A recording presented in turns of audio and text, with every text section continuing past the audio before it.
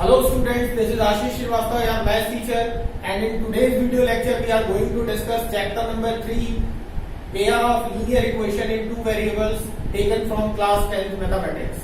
जैसा कि आप सभी जानते हैं कि मैं पहले वीडियो लेक्चर में आपके साथ ग्राफिकल मेथड डिस्कस कर चुका हूं पेयर ऑफ लीनियर इक्वेशंस को सॉल्व करने का, और आज के वीडियो लेक्चर में हम एक्सरसाइज 3.2 स्टार्ट करेंगे। लेकिन उससे पहले हमें कुछ बेसिक्स जरूरी है जो हमें आने चाहिए।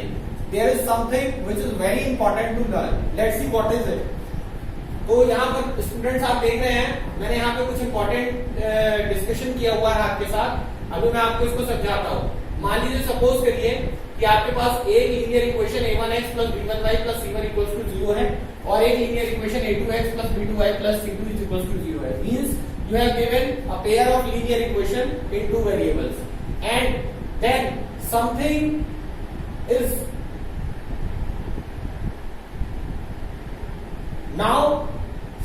very important that you should know about. What is this?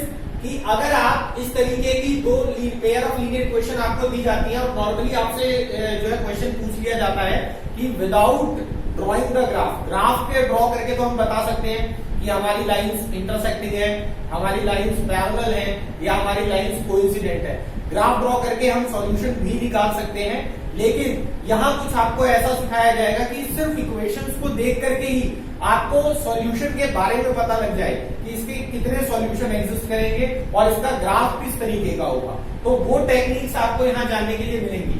अब यहाँ पे देखिए, सबसे पहले पॉइंट में आपको बताया गया है, सबसे पहले आपको काम क्या करना होगा, दोनों लीनियर इक्वेशंस जो मैंने यहाँ जनरल लिखी हुई है इनसे कंपेयर करके जो आपको क्वेश्चन में लीनियर इक्वेशन मिलेगी उनका कंपैरिजन करना है इन दोनों स्टैंडर्ड इक्वेशन से, और आपको a1 b1 c1 a2 b2 c2 इनकी वैल्यूज निकाल लेनी है। आफ्टर दैट आपको क्या करना है, सबसे पहले a1 अपॉन a2 और b1 अपॉन b2 ये दो रेशो आपको कैलकुलेट करने हैं। अगर आप ये देखते हैं कि ये जो दोनों रेशो है a1 अपॉन a2 और b1 अपॉन b2 जो आपने कैलकुलेट करे हैं और वो आपस में इक्वल नहीं आते हैं, तो आपको c1 अपॉन c2 निकालने की कोई जरूरत नहीं है। आप सिर्फ इतना लिखेंगे कि a1 upon a2 is not equal to b1 upon b2, then the system of linear equation are consistent. यानी कि जो हमें लीनियर इक्वेशंस दी हुई है वो कंसिस्टेंट सिस्टम को जो है रिप्रेजेंट कर रही है। कंसिस्टेंट का मतलब मैंने आपको बताया कि सॉल्यूशन मस्ट एग्जिस्ट, यानी हमें a1 upon a2 not equal to b1 upon b2 देखते ही समझ में आ जाएगा कि इन लीनियर इक्वेशंस का सॉल्यूशन तो एग्जिस्ट करेगा ही करेगा। अब बात आती है कि अगर करेगा तो किस तरीके का सॉल्यूशन एग्जिस्ट करेगा, क्योंकि सॉल्यूशन दो तरीके से एग्जिस्ट कर सकता है, यूनिकली और इनफाइनाइटली। या तो सिर्फ एक सॉल्यूशन होगा या फिर इनफाइनाइट सॉल्यूशंस होंगे, बीच में कोई पॉसिबिलिटी नहीं होती है। तो यहाँ पे आपको अगर आप ये पाते हैं कि a1 upon a2 ratio b1 upon b2 के इक्वल नहीं है, तो आप ये समझ जाइएगा देख करके कि टाइप ऑफ सॉल्यूशन जो होगा वो यूनिक सॉल्यूशन होगा, यानी कि वो जो पेयर ऑफ लीनियर इक्वेशंस आपको मिली है उनका सिर्फ और सिर्फ एक ही सॉल्यूशन एग्जिस्ट करेगा। और in such case the graphical representation of these equations, these linear equations will be intersecting lines, क्योंकि आप सभी जानते हैं इंटरसेक्टिंग लाइंस के बीच में सिर्फ और सिर्फ एक कॉमन पॉइंट होता है और वही उनका सॉल्यूशन होता है। इसी वजह से जब यूनिक सॉल्यूशन एग्जिस्ट करेगा तो हमें समझ में आ जाएगा कि वो लाइंस इंटरसेक्टिंग लाइंस हैं जिनकी लीनियर इक्वेशन हमें दी गई। तो ये हो गया हमारा पहला पॉइंट। अब इन केस अगर आप a1 अपॉन a2 निकालते हैं और b1 अपॉन b2 निकालते हैं और वो दोनों इक्वल आ जाते हैं, तो आपको फिर c1 अपॉन c2 भी निकालना पड़ेगा। और c1 अपॉन c2 जब आप निकालेंगे तो दो पॉसिबिलिटी है, या तो c1 अपॉन c2 भी उनके इक्वल आएगा या फिर वो उनके इक्वल नहीं आएगा। तो सबसे पहले हम बात करते हैं कि अगर c1 upon c2 a1 upon a2 और b1 अपॉन b2 के इक्वल आ जाता है, in such case again the system of linear equation become consistent. तो इस केस में भी लीनियर इक्वेशन जो हमारी कंसिस्टेंट होगी, यानी कि सॉल्यूशन तो एग्जिस्ट करेगा, मगर इस बार जो सॉल्यूशन एग्जिस्ट करेगा वो इनफाइनाइटली मैनी सॉल्यूशंस होंगे, यानी कि नंबर ऑफ सॉल्यूशंस आपको मिलेंगे उसके लिए, अनकाउंटेबल। और ऐसा कब होता है स्टूडेंट्स, हम ग्राफिकल पढ़ चुके हैं कि जब दो लाइनें एक दूसरे को कोइंसिडेंट कर जाती हैं तो उनके बीच में सारे पॉइंट्स कॉमन हो जाते हैं, और उस केस में इनफाइनाइट सॉल्यूशंस होते हैं पेयर ऑफ लीनियर इक्वेशंस के। तो यहाँ पे वो कोइंसिडेंट लाइंस को रिप्रेजेंट कर रही होंगी। तो यानी अगर इनफाइनाइटली मेनी सॉल्यूशंस हैं तो लाइंस कोइंसिडेंट लाइंस हैं, यानी वो दोनों लीनियर इक्वेशन एक के ऊपर एक ओवरलैप करेंगी। इसके बाद थर्ड केस जो बनता है कि हमारा जो a1 upon a2 ratio b1 upon b2 के इक्वल आया था, और हमने फिर C1/C2 निकाला और हमने ये पाया कि वो रेशियो इन दोनों के इक्वल नहीं है। तो इस थर्ड केस में हमारा solution system of linear equation inconsistent होगी, इसका मतलब सॉल्यूशन एग्जिस्ट नहीं करेगा, और जब सॉल्यूशन एग्जिस्ट नहीं करेगा तो टाइप ऑफ सॉल्यूशन होगा नो सॉल्यूशन।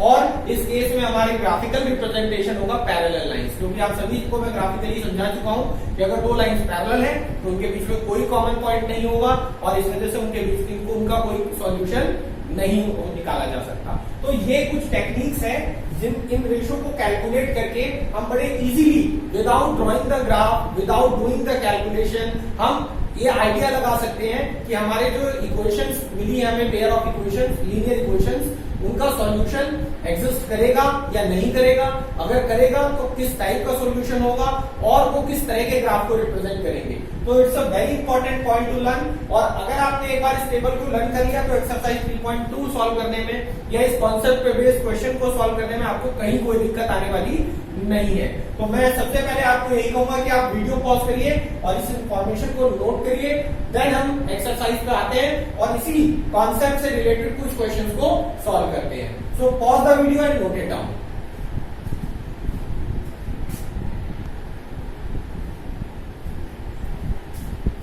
चलिए स्टूडेंट्स, अब हम एक्सरसाइज 3.2 स्टार्ट करते हैं। एक्सरसाइज 3.2 में जो क्वेश्चन नंबर 1 है स्टूडेंट्स, उसमें ग्राफिकल मेथड से आपको इक्वेशन दी गई वर्ड प्रॉब्लम का सॉल्यूशन बताना है। ये चीज मैं आपके साथ अपने पहले वीडियो लेक्चर पर डिस्कस कर चुका हूं। अगर आपको फिर भी उस क्वेश्चन को करने में दिक्कत आती है तो आप मुझे कमेंट सेक्शन में लिख के बताएं, तो मैं उसका भी सॉल्यूशन आपको प्रोवाइड करूंगा। अभी फिलहाल हम अपनी एक्सरसाइज को क्वेश्चन नंबर 2 से स्टार्ट करेंगे। So let's start. एक्सरसाइज 3.2 में क्वेश्चन नंबर जो 2 है, इसमें आपको कहा गया है कुछ पेयर ऑफ लीनियर इक्वेशंस दे करके, और आपसे कहा गया है कि उन रेशियोज की मदद से A1/A2, B1/B2 और C1/C2 की मदद से ये पता लगाइए कि हमारे जो लीनियर इक्वेशंस है वो पैरेलल लाइंस को रिप्रेजेंट कर रही हैं या इंटरसेक्टिंग लाइंस को रिप्रेजेंट कर रही हैं या फिर वो कोइंसिडेंट लाइंस को रिप्रेजेंट कर रही है। तो आइए देखते हैं कि क्वेश्चंस को कैसे किया जाता है। तो मैं आपको क्वेश्चन नंबर 2 का फर्स्ट पार्ट करके दिखा रहा हूं, जहां हमें इक्वेशंस मिली है 5x - 4y + 8 = 0 और 7x + 6y - 9 = 0। इक्वेशन नंबर 1 और इक्वेशन नंबर 2 हम इसे अज्यूम कर लेते हैं। अब आपको जैसा कि मैंने बताया था हमारे पास दो इक्वेशन है, तो हम दोनों को एक एक करके स्टैंडर्ड फॉर्म से कंपेयर करके A1 B1 C1 और A2 B2 C2 निकालेंगे। तो सबसे पहले हम यही करते हैं, on comparing equation 1 with A1x + B1y + C1 = 0। तो आप कंपैरिजन करेंगे तो यहाँ x का कोएफिशिएंट A1 है और यहाँ पे x का कोएफिशिएंट 5, तो A1 की वैल्यू 5 हो जाएगी। यहाँ y का कोएफिशिएंट B1 है और यहाँ y का कोएफिशिएंट -4, तो B1 की वैल्यू -4 हो जाएगी। और यहाँ पे कांस्टेंट C1 है और यहाँ 8, तो C1 की वैल्यू 8 हो जाएगी। And on comparing equation 2 with A2x + B2y + C2 = 0। तो यहाँ पे आप देख रहे हैं x का कोएफिशिएंट A2 है, तो यहाँ पे A2 की वैल्यू, यहाँ x का कोएफिशिएंट 7 है तो A2 की वैल्यू 7 हो जाएगी। यहाँ पे y का कोएफिशिएंट B2 और यहाँ पे y का कोएफिशिएंट 6 है तो B2 की वैल्यू 6 हो जाएगी। यहाँ पे कांस्टेंट C2 और यहाँ -9 है तो C2 की वैल्यू -9 हो जाएगी। तो पहला काम तो हमें इस टाइप के हर क्वेश्चन में यही करना होगा कि स्टैंडर्ड फॉर्म से कंपेयर करके A1 B1 C1 और A2 B2 C2 निकाल लेने होंगे। स्टूडेंट्स ध्यान दें, कई बार बच्चे क्या करते हैं, विदाउट डूइंग द कंपैरिजन वो डायरेक्ट A1 B1 C1 और A2 B2 C2 लिखते हैं। Don't do this mistake. इस पे स्टेप मार्किंग में आपके मार्क्स कट सकते हैं, बी केयरफुल। तो इस तरह का कंपैरिजन आपको करके दिखाना बहुत जरूरी है। और उसके बाद आपको ये सारे नंबर्स नोट करने के बाद अब मैंने जैसा कि आपसे कहा था कि अब हम रेशियोज कैलकुलेट करेंगे A1/A2 और B1/B2। तो फर्स्टली हम कैलकुलेट करेंगे नाउ A1/A2। तो A1/A2 में A1 की वैल्यू 5 है और A2 की वैल्यू 7 है। ये नॉन रिड्यूसिबल फ्रैक्शन है तो हम इसे यहीं छोड़ देंगे। देन अब हम करेंगे B1/B2।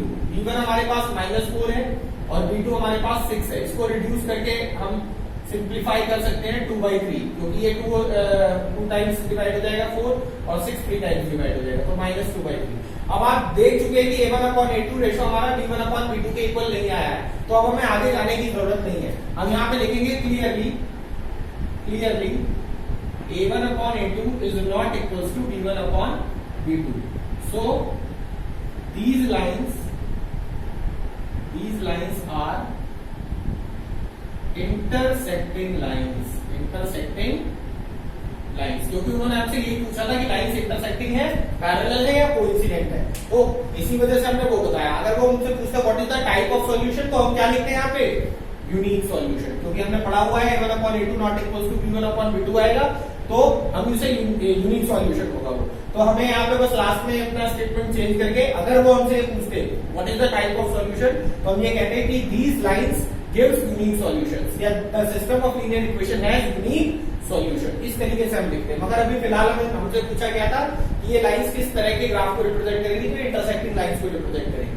तो उम्मीद करता हूँ ये बहुत आसान है समझने के लिए, तो आप वीडियो पॉज करके इसे नोट करिए, और इसके बाद मैं आपको इसके सारे पार्ट्स तो अब आपको खुद करने हैं, मैं इसके बाद सीधे आपको क्वेश्चन नंबर 3 का एक पार्ट सॉल्व करके दिखाऊंगा। मुझे नहीं लगता इन क्वेश्चन में आपको कहीं भी दिक्कत आनी चाहिए। स्टिल अगर आपको कोई प्रॉब्लम आती है आप कमेंट सेक्शन में लिख सकते हैं, मैं उस पार्ट का सॉल्यूशन आपको प्रोवाइड करूंगा। फिलहाल वीडियो पॉज करके इसे नोट करिए, then we will move to question number 3।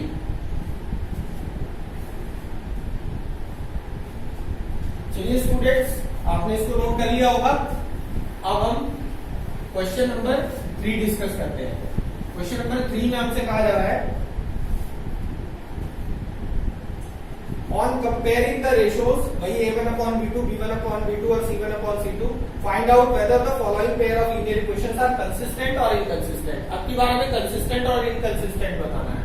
तो मैं यहाँ पे क्वेश्चन नंबर 3 में आपको करवा रहा हूँ इसका सेकंड पार्ट में हम देख लेते हैं। ये चलिए थर्ड पार्ट करवा देता हूँ, ये इसमें फ्रैक्शन है और मे भी आपको थोड़ा सा ये अजीब लगे। 3/2x plus 5/3y is equals to 7, ये दिया हुआ है। तो आप हमेशा स्टूडेंट से काम करें, जब आप ये देख लें इस टाइप के क्वेश्चन में कि आपकी लीनियर इक्वेशन स्टैंडर्ड फॉर्म में नहीं है, तो आप उसे on the spot standard form में ही कन्वर्ट करके लिखें, 5/3y - 7, और इसे इक्वेशन नंबर है।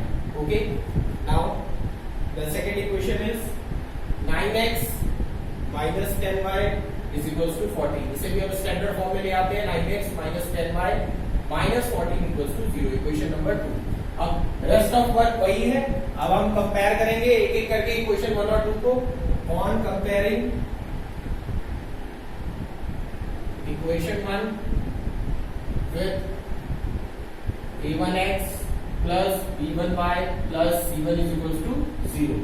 तो यहाँ पे a1 की वैल्यू, x का कोफिशिएंट यहाँ a1 है और यहाँ पे x का कोफिशिएंट 3/2, यहाँ x का कोफिशिएंट b1 है, यहाँ पे सॉरी y का कोफिशिएंट b1 है और यहाँ y का कोफिशिएंट 5/3, तो b की वैल्यू 5/3 होगी, और यहाँ कांस्टेंट c1 और यहाँ -7, तो c1 इक्वल्स टू -7।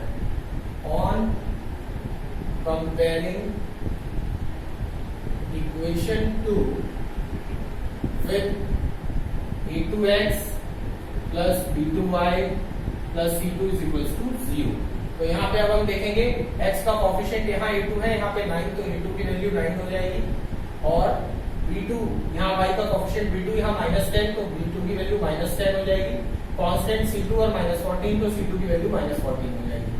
अब आपको क्या बताया था, अब हम a1 upon a2 निकालेंगे। Now a1 upon a2, a1 की वैल्यू आप देख रहे हैं 3/2 है और a2 भी 9 है, तो 3/2 upon 9, तो a2 नीचे आ जाएगा, 9 × 2 18, और फिर 3 से ये 1 टाइम और ये 6 टाइम, 1/6 हो गया, ये रिड्यूस हो गया। इसके बाद b1 upon b2, यहाँ b1 है students, b1 upon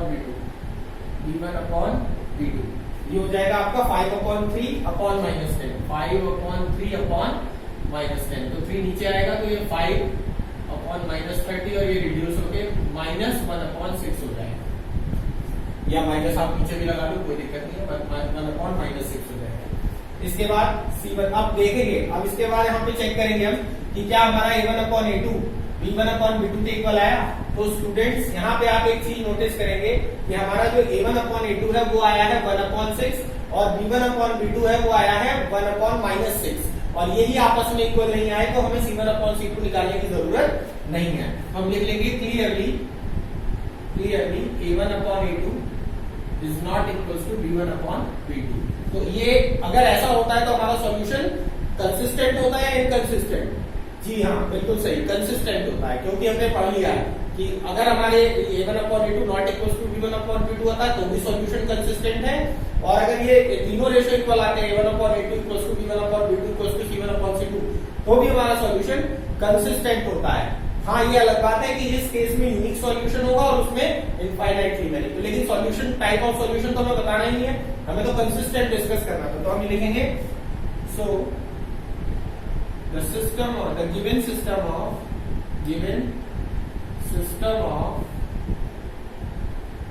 linear equations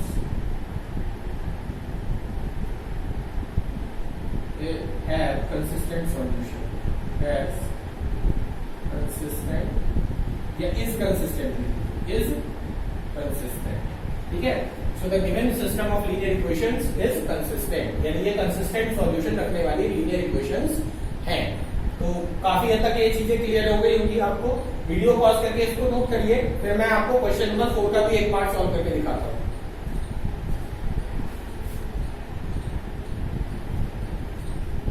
चलिए स्टूडेंट्स, आपने इसको नोट कर लिया होगा।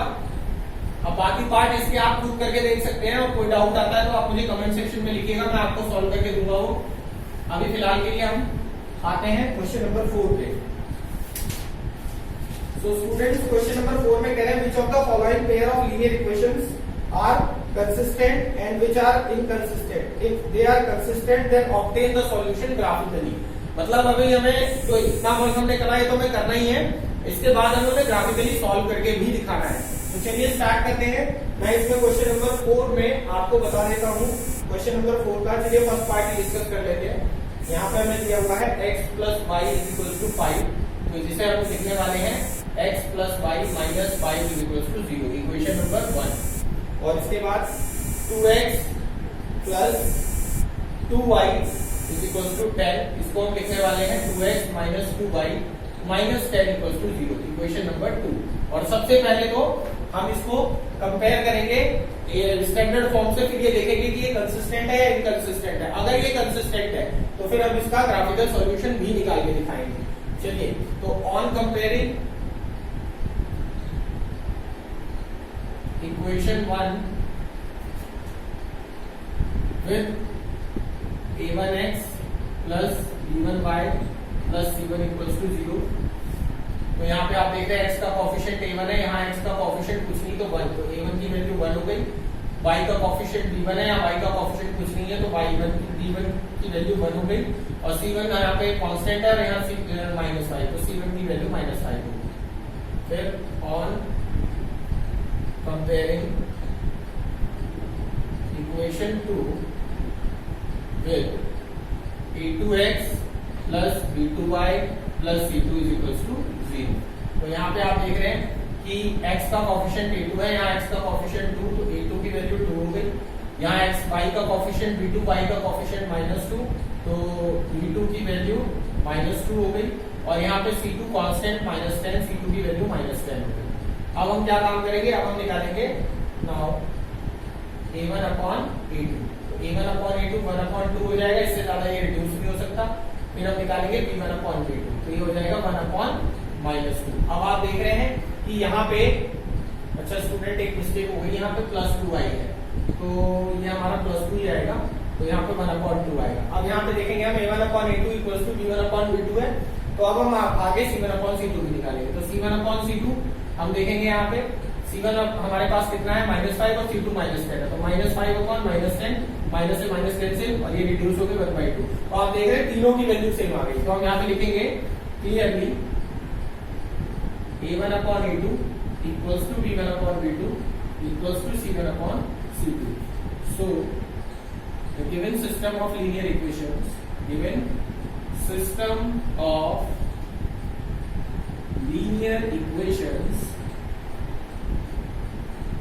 is consistent, क्योंकि हमने पढ़ा हुआ है कि अगर a1/a2 not equal to b1/b2 आता है तो भी कंसिस्टेंट, और अगर तीनों रेशियो इक्वल आते हैं तो भी कंसिस्टेंट। तो सॉल्यूशन तो हमारा कंसिस्टेंट होगा, ये बात तो क्लियर हो गई है। अब इसका ग्राफिकल सॉल्यूशन कैसे हमें करना है वो मैं आपको बताऊंगा, लेकिन आप पहले वीडियो पॉज करके इसको नोट कर लीजिए, फिर हम इसका ग्राफिकल सॉल्यूशन डिस्कस करेंगे।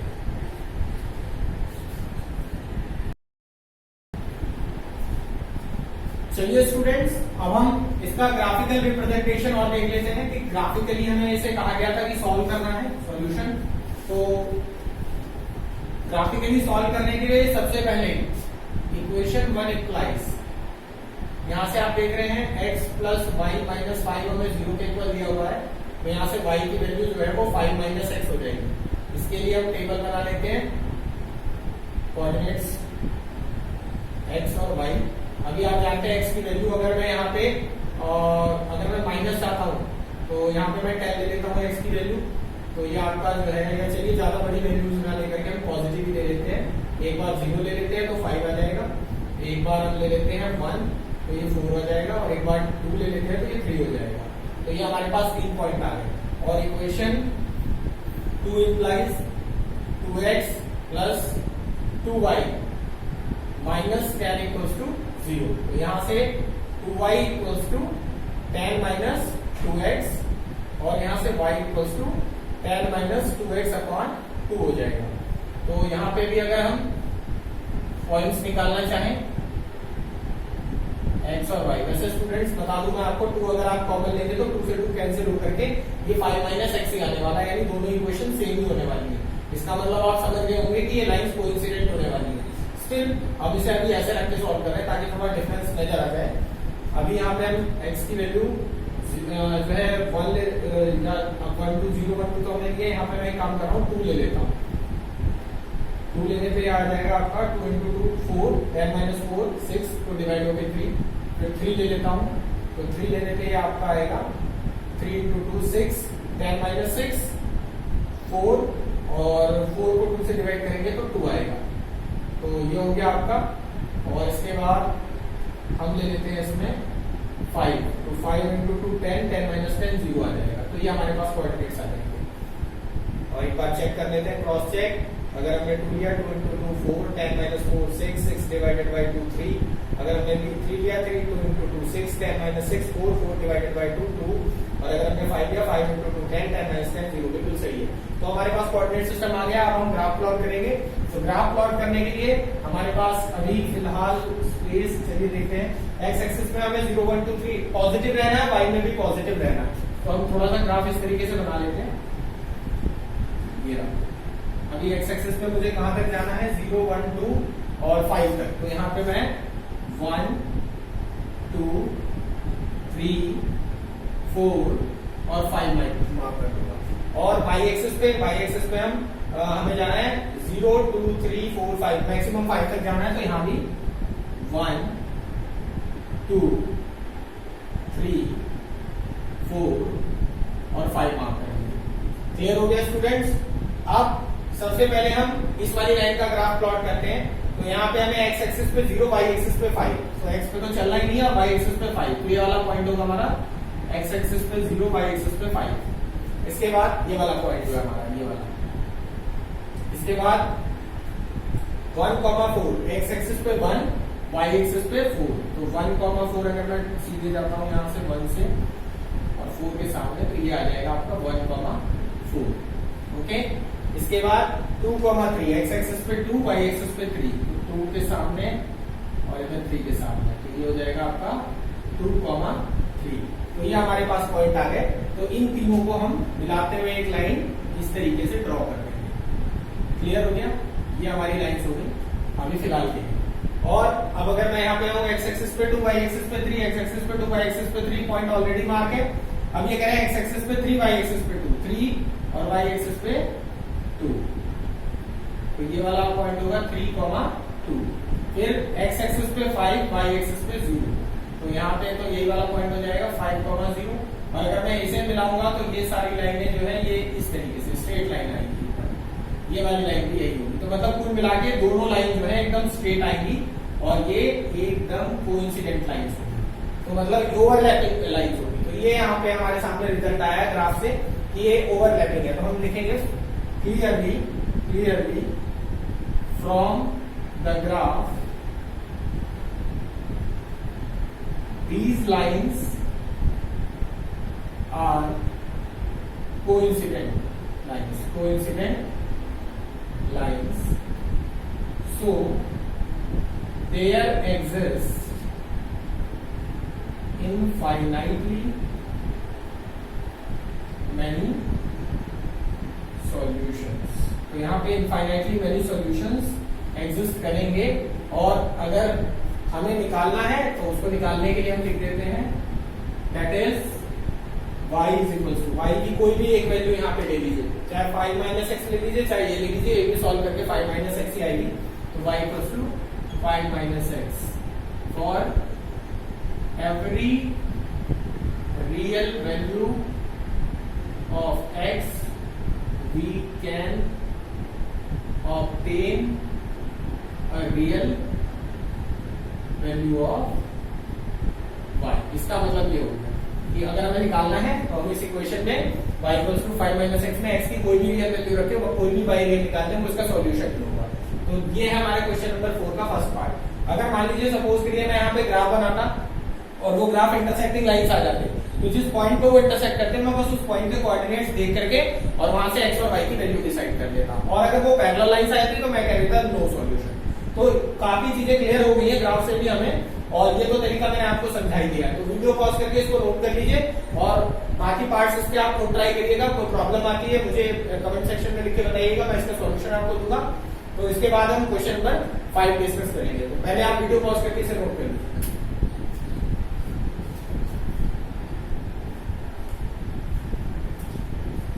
चलिए स्टूडेंट्स, अब हम देखते हैं क्वेश्चन नंबर 5। क्वेश्चन नंबर 5 में हमें कहा गया है half the perimeter of a rectangular garden whose length is 4 metre more than its width। यानी एक रेक्टेंगुलर गार्डन है जिसकी लेंथ उसके विड्थ से 4 मीटर ज्यादा है, उसका पेरीमीटर का half of the perimeter 36 metre है। This is half of the perimeter of a rectangular garden whose length is 4 metre more than its width। then find the dimensions of the garden। तो garden की dimension हमें निकालनी है। Ultimately हमें length और width के बारे में पता करना है। तो सबसे पहले हम यही अचीव कर लेंगे कि late the length of the rectangular garden is equals to x meter and the width of the rectangular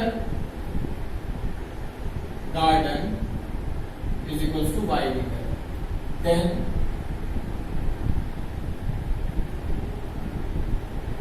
perimeter of the rectangular garden। Perimeter आप सभी जानते हैं रेक्टेंगल का क्या होता है 2 into x plus y metre. now according to first condition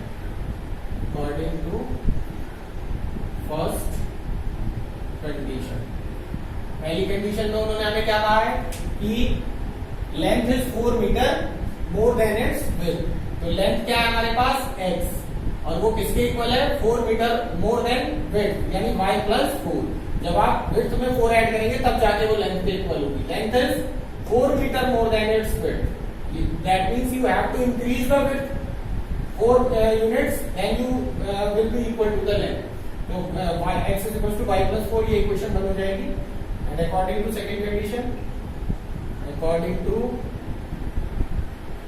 second condition half perimeter of the garden is 36 meter। that means 1/2 of 2x plus y ये हमारा पेरीमीटर है। 2x plus y उसका हाफ किसके equal है 36 metre के equal है। तो यहाँ पे 2 से 2 कैंसिल हो जाएगा और x plus y की वैल्यू क्या हो जाएगी 36। अब आप जानते हो x किसके इक्वल है y plus 4 के। तो x की जगह क्या रख लूं y plus 4 plus y is equals to 36 from equation 1। और अब यहाँ पे y और y ऐड होकर के 2y और 4 उधर जाके 36 में से माइनस हो जाएगा तो ये 32 हो जाएगा। तो कुल मिलाकर के y की value 32/2 implies that y is equals to 16 आ जाएगा। तो y की वैल्यू हमारे पास 16 आ गई और अब हम y की वैल्यू उठा करके कहाँ रखेंगे यहाँ पे इक्वेशन नंबर 1 में। तो हमें x मिल जाएगा और अल्टीमेटली हमें लेंथ और विड्थ पता चल जाएगी। तो आप वीडियो पॉज करके इतना नोट करिए तो मैं आगे का सॉल्यूशन लिखता हूँ।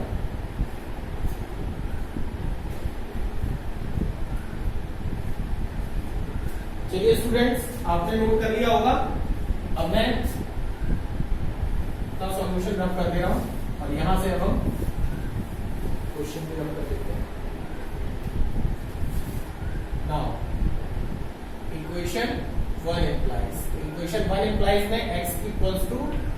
जगह पे क्या आ जाएगा 16 प्लस 4, तो implies that x equals to 20 हो गया। तो now hence length of the garden is equals to x equals to 20 metre, 20 metre x की वैल्यू है, and breadth of the garden y is equals to 16 metre. यह हमारा answer होगा। तो ये हमारा क्वेश्चन नंबर 5 कंप्लीट हो जाता है यहाँ पे। तो आपको समझ में आ गया होगा ये सॉल्यूशन जो हमने अभी यहाँ पे लिखा है। तो आप वीडियो पॉज करके इसको नोट कर लीजिए और then we will move to the question number 5।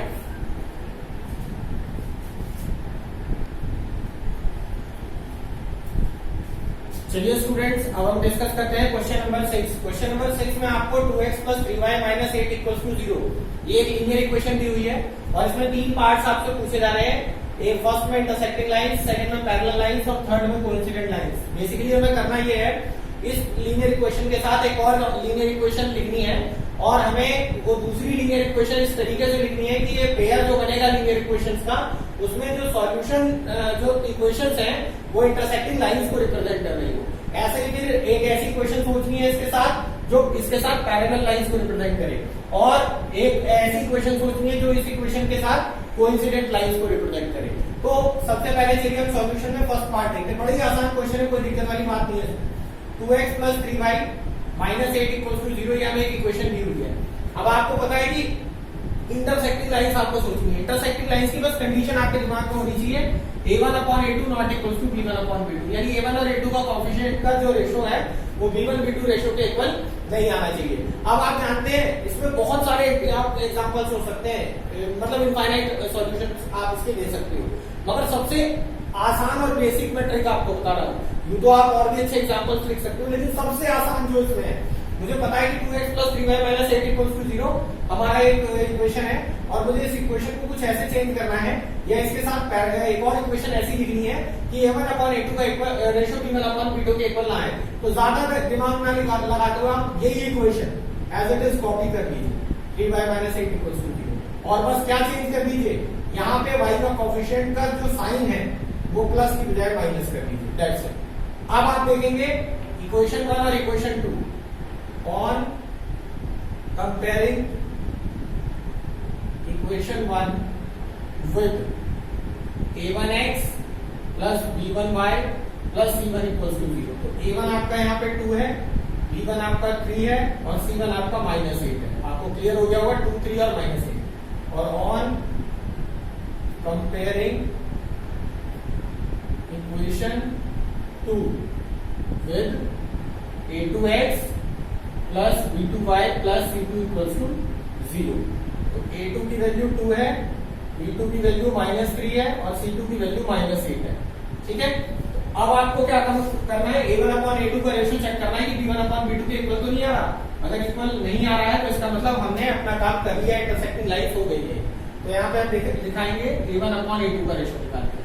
Now a1 upon a2, a1 हमारे पास 2 है और a2 2 है, तो ये हो जाएगा 2 upon 2 equals to 1 and b1 upon b2, b1 upon b2 आप देखेंगे 3 upon -3, तो ये आएगा -1। Clearly a1 upon a2 is not equals to b1 upon b2, so the system of the given linear equations are intersecting lines, are representing intersecting lines, intersecting lines। ये intersecting lines को represent कर रही है, ये हमने यहाँ पे verify कर लिया और लिखने के लिए हमने ज्यादा दिमाग नहीं लगाया, वही इक्वेशन लिखी बस साइन चेंज कर दिया। ऐसा नहीं है कि यही करना है, और भी बहुत सारे तरीके हैं। आप कोएफिशिएंट इंटरचेंज कर लीजिए, ये 2 3 है यहाँ पे 3 2 कर लीजिए, मतलब कुछ भी करके कोई भी ऐसा एग्जांपल सोच लीजिए जिसमें आप कोएफिशिएंट चेंज कर दीजिए, यहाँ 5 यहाँ 7 कर लीजिए। बहुत सारे एग्जांपल्स आप सोच सकते हैं। मैंने सबसे लीस्ट जहाँ पे आपको सोचना पड़े वो आपको बताया है, आप एक कोएफिशिएंट इंटरचेंज करके कर सकते हो, आप साइन चेंज करके कर सकते हो, आप डिजिट्स बदल करके कर सकते हो, बहुत सारे रास्ते हैं हमारे सामने। तो ये हमने फर्स्ट पार्ट कर दिया है। अब सेकंड पार्ट में हमें पैरेलल लाइंस करना है। वीडियो पॉज करके इसे नोट करिए, फिर सेकंड पार्ट भी बताता हूं। चलिए स्टूडेंट्स, अब हम देखते हैं इसका सेकंड पार्ट। तो सेकंड पार्ट में हमें पैरेलल लाइंस मतलब कि इस लीनियर इक्वेशन के साथ एक ऐसी इक्वेशन लिखनी है कि वो दोनों लाइंस पैरेलल लाइंस हो। तो सबसे पहले आप सोच लीजिए पैरेलल लाइंस की कंडीशन क्या होती है। a1/a2 equal to b1/b2 is not equal to c1/c2। मतलब a1/a2 b1/b2 के इक्वल होना चाहिए, मगर वो c1/c2 के इक्वल नहीं होना चाहिए। तो हम यहाँ पर एक काम करेंगे, हम एक ऐसी इक्वेशन लिख लेते हैं 2x + 3y - 8। सेम इक्वेशन यही वाली लिख ली हमने, लेकिन बस हमें क्या काम करना है, क्योंकि a1/a2 को b1/b2 के इक्वल रखना है, लेकिन c1/c2 इक्वल नहीं होना चाहिए। तो मैं यहाँ पे इसका साइन चेंज कर दूंगा, +8 कर दूंगा, और ये इक्वेशन नंबर 2 हो जाएगी। अब on comparing equation 1 with a1x + b1y + c1 = 0, a1 की वैल्यू हमारे पास 2 हो जाएगी, b1 की वैल्यू 3 और c1 -8। यहाँ पे देख लीजिए x का कोएफिशिएंट 2 है, यहाँ पे y का कोएफिशिएंट 3 है, और यहाँ कांस्टेंट नंबर -8 है। तो a1 b1 c1 and all comparing equation 2 with a2x + b2y + c2 = 0। तो यहाँ पे a2 की वैल्यू 2, b2 की वैल्यू 3 और c2 की वैल्यू 8 हो जाएगी। अब हम क्या काम करेंगे, अब हम निकालेंगे नाउ a1/a2। तो a1/a2 आपका हो जाएगा 2/2 = 1/1, यानी कि 1 लिख लेते हैं। फिर b1/b2 हो जाएगा आपका 3/3, ये भी 1 आ जाएगा, क्योंकि दोनों इक्वल आ गए हैं। तो अब हमें c1/c2 भी निकालना होगा। तो c1/c2 = आप -8/8, तो ये हो जाएगा -1। अब यहाँ पे हम लिख देंगे clearly a1/a2 = b1/b2 not equal to c1/c2। So the given linear equations represents parallel lines। तो ये इक्वेशन पैरेलल लाइंस को रिप्रेजेंट कर रही है। तो ये क्लियर हो गया होगा आपको। वीडियो पॉज करके इसे नोट करिए, फिर मैं आपको इसका थर्ड पार्ट बताता हूं। चलिए स्टूडेंट्स, आपने इसे नोट कर लिया होगा। अब थर्ड पार्ट के लिए हम देखते हैं। थर्ड पार्ट में जो है हमारा, अब हमें इक्वेशन कोइंसिडेंट लाइन करनी है। कोइंसिडेंट लाइन की क्या कंडीशन होती है, a1/a2 = b1/b2 = c1/c2। तो थर्ड पार्ट के लिए अब हमें तीनों को सेम रखना है। तीनों को सेम रखना है, तो अब इसका मतलब ये नहीं यही इक्वेशन आप दोबारा लिख लें, नहीं, सेम इक्वेशन रिपीट करने से फिर वो सेंस नहीं बनेगा। तो इसमें एक अच्छा तरीका ये है, जो इक्वेशन हमें दी हुई है उस पर किसी नंबर से मल्टीप्लाई करके लिख सकते हैं। तो यहाँ पे 2 से मल्टीप्लाई करके ये 4x + 6y - 16 = 0, ये चेंज कर दिया। अब आप देखेंगे रेशो दोनों का जो है वो 1/2 आएगा। 2/4 1/2, 3/6 1/2, -8/- 16 1/2, तीनों का रेशो सेम आएगा। आप चाहते तो 3 से भी मल्टीप्लाई करके लिख सकते हैं, 4 से मल्टीप्लाई करके लिख सकते हैं, कोई भी एक नंबर से मल्टीप्लाई करके आप लिख सकते हैं। तो वो वाली कंडीशन हमारी अपने आप जो है सेटिस्फाई हो जाएगी। तो यहाँ a1/2 b1/3 और c1 -8। दूसरी इक्वेशन में a2 4 b2 6 और c2 हमारा क्या हो जाएगा -16। और जो रेशो आएगा हमारा ये तो सेम आएगी, और यहाँ पे 16/16, यहाँ पे 2/4 1/2 हो जाएगा, यहाँ पे 3/6 1/2 हो जाएगा, और यहाँ पे 8/16 ये भी 1/2 हो जाएगा। तो क्लियरली तीनों इक्वल आ जाएंगे। और so the given pair of linear equation represent coincident lines. ये हमारा सॉल्यूशन हो जाएगा। तो ये भी काफी आसान था समझने के लिए।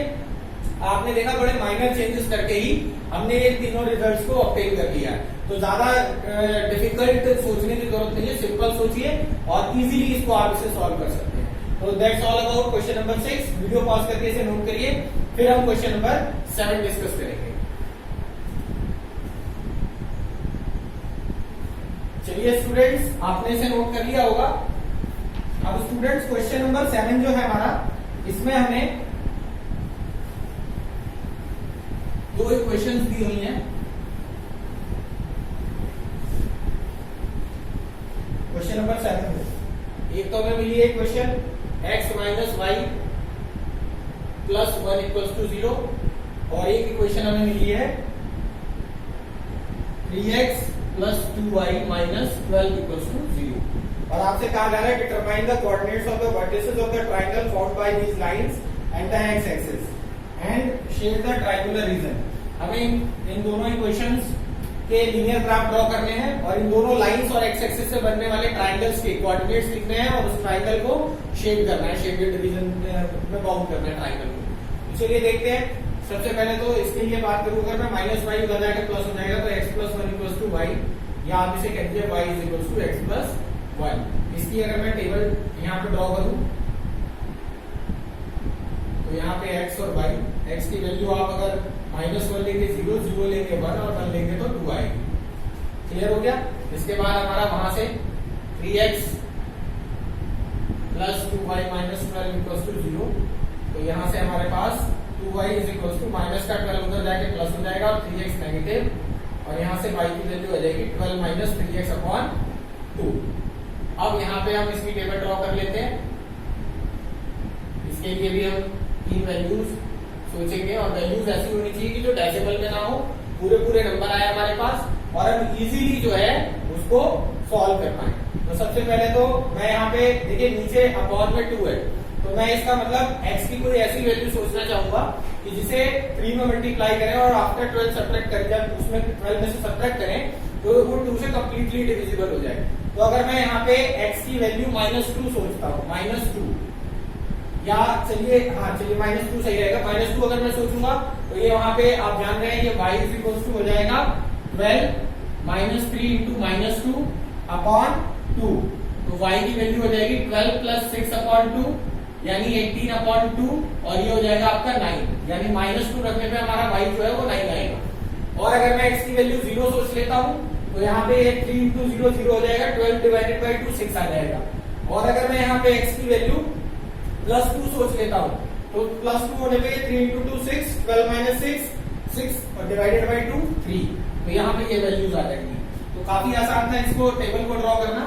अब इसके बाद हमें इसका लीनियर ग्राफ ड्रॉ करना है दोनों इक्वेशंस का, और एक ही कार्टेशियन प्लेन में। चलिए देख लेते हैं। हमने यहाँ पे x की मिनिमम वैल्यू हमारे पास -2 है और मैक्सिमम वैल्यू +2 है, तो यहाँ पे ले लेते हैं -2 -1 और ये ले लेते हैं 1 और 2। क्लियर है स्टूडेंट्स। और अब अगर मैं बात करूं y की, तो y की वैल्यू हमारी 0 से मैक्सिमम कहां तक जा सकती है, 9 तक। तो ये हमारा हो जाएगा 0 1 2 3 4 5 6 और इसको और एक्सटेंड कर लेते हैं 7 8 और 9, यहां तक हो जाएगा हमारा। क्लियर हो गया स्टूडेंट्स। अब हमें जो है ये पॉइंट्स ड्रॉ करने हैं। सबसे पहले इसके लिए देखिए -1, एक्स एक्सिस पे -1, y एक्सिस पे 0, यानी यही रहना है, तो यही कोऑर्डिनेट हो जाएंगे -1, 0। फिर हमें 0, 1 एक्स एक्सिस पे चलना ही नहीं है, y एक्सिस पे 1, ये हो जाएगा कोऑर्डिनेट हमारा 0, 1। देन हमें x एक्सिस पे 1 और y एक्सिस पे 2, x एक्सिस पे 1 और y एक्सिस पे 2, हम यहाँ पे पहुंचेंगे तो ये हो जाएगा 1, 2। तो ये हमारे पॉइंट्स आ गए। अब इनसे मिलाते हुए एक लाइन ड्रॉ करनी है हमें, तो ये एक स्ट्रेट लाइन हमने ड्रॉ कर ली, ये वाली। इसकी इक्वेशन भी मैं लिख देता हूं। इसकी इक्वेशन है x minus y plus 1 equals to 0, ये मैंने ड्रॉ कर दी। ये हमारी पहली लाइन हो गई। अब दूसरी लाइन के लिए हमें x की वैल्यू -2 दी हुई है और y एक्सिस पे हमें कितना जाना है 9, तो यहाँ से एकदम सीधे चलते चले जाएंगे, चलते, और कहां तक पहुंचना है हमें 9 तक। तो ये वाला पॉइंट हमारा होगा -2, 9। इसके बाद x एक्सिस पे 0 और y एक्सिस पे 6, x एक्सिस पे चलना ही नहीं है और y एक्सिस पे 6, ये रहा 0, 6। और इसके बाद x एक्सिस पे 2 और y एक्सिस पे 3, तो ये हमारा कहीं पे ये इस तरीके से ये आएगा हमारा 3, 2। क्लियर हो गया। तो ये सॉरी 2, 3, x एक्सिस पे 2 और y एक्सिस पे 3, तो ये हमारे पास पॉइंट आ गया। आप देखिए, अब मुझे इन तीनों को ज्वाइन करते हुए एक स्ट्रेट लाइन ड्रॉ करनी है। तो ये वाला पॉइंट मेरा यहां तक आएगा और देन ऐसे होते हुए ये वाली लाइन मेरी ड्रॉ हो जाएगी। ये जो लाइन मेरी ड्रॉ हुई है ये मेरी दूसरी लाइन है 3x plus 2y minus 12 equals to 0। अब आप देख रहे हैं कि हमारी जो दोनों लाइनें हैं उन्होंने इस पॉइंट पे इंटरसेक्ट किया है। इसको मैं ए बोल देता हूं, इस पॉइंट को बी और इसको सी पॉइंट बता देता हूं। तो आप सभी जान रहे हैं कि अब जो है यहां पर मैं अगर इसे 3 और इसको 4 मार्क कर देता हूं, तो मैंने ऐसा क्यों किया है मैं आपको क्लियर कर दूं कि अगर मैं यहाँ पे आपको ग्राफ पे बना के दिखाता तो आपको ज्यादा क्लियर होता, क्योंकि आप तो ग्राफ ड्रॉ करेंगे तो आपको यहाँ पे क्लियर हो जाएगा कि ये 4 वाले पॉइंट से 4,0 पॉइंट से होके जाएगा। अदरवाइज आप यहाँ सेटिस्फाई करके देख लीजिए, x की वैल्यू 4, 4 into 3 12, 12 -12 0, तो y एक्सिस पे 0 ग्राफ शीट पे ज्यादा क्लियर हो जाएगा। तो ये पॉइंट हमारा 4 होगा। अब अगर मुझे इनके कोऑर्डिनेट्स लिखने हैं तो मेरे पास बी पॉइंट के कोऑर्डिनेट ऑलरेडी है -1,0, सी पॉइंट के कोऑर्डिनेट बहुत इजीली लिखे जा सकते हैं 4,0, x एक्सिस पे 4 और y एक्सिस पे 0। और रह गई बात ए पॉइंट, तो ए पॉइंट के कोऑर्डिनेट आपके सामने ये रहे 2,3, x एक्सिस पे 2, y एक्सिस पे 3। तो हम यहाँ पे लिख देंगे triangle ABC is the required triangle, जो हमें कहा गया था बनाने के लिए, required triangle and coordinates of its vertices are A point के कोऑर्डिनेट 2, 3, B -1,0 एंड C 4,0। ये हमारा आंसर हो गया। और साथ ही उन्होंने हमें शेड करने के लिए भी कहा था ट्राइंगल को, तो ट्राइंगल को हम शेड कर लेते हैं। तो ये इस तरीके से हम लाइनिंग्स ड्रॉ करते हुए और इसको शेड करते हैं, ये हमारा शेडिंग रीजन हो गया। तो ये हमारा खत्म होता है क्वेश्चन नंबर 7 और मैंने आपको क्लियर कर दिया है कैसे कैसे हमें इसे कंप्लीट करना है। उम्मीद करता हूँ आपको समझ में आ गया होगा। तो यहाँ पे हमारी एक्सरसाइज 3.2 भी खत्म होती है और जो मैंने पहला वाला क्वेश्चन छोड़ा है ग्राफिकल सॉल्यूशन, वो आप ट्राई करिएगा। अगर आपको लग रहा है उसमें डाउट है कुछ तो मैं उसका भी सॉल्यूशन आपको प्रोवाइड करा दूंगा। और एक्सरसाइज 3.2 हम यहाँ पे खत्म करते हैं और नेक्स्ट एक्सरसाइज अब हम नेक्स्ट वीडियो में डिस्कस करेंगे। Till then good bye.